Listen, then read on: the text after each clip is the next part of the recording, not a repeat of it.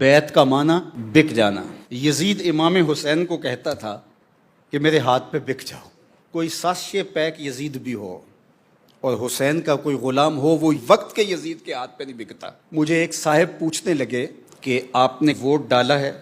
تو میں نے کہا کہ جدید دور کی یہ ایک بیعت ہے تو میں ضرور ووٹ ڈالوں، لیکن جس کے ہاتھ پہ بکوں وہ میری قیمت تو دے۔ اگر وہ میری قیمت لگا سکے تو میں اس کے ہاتھ پہ بکنے کے لیے تیار ہوں۔ اور میری قیمت کیا ہے؟ ہر دو عالم قیمت خود گفتائی، نرخ بالا کن کہ ارزانی ہنوز۔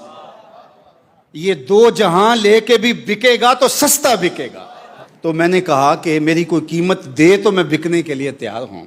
میری قیمت کون دے گا؟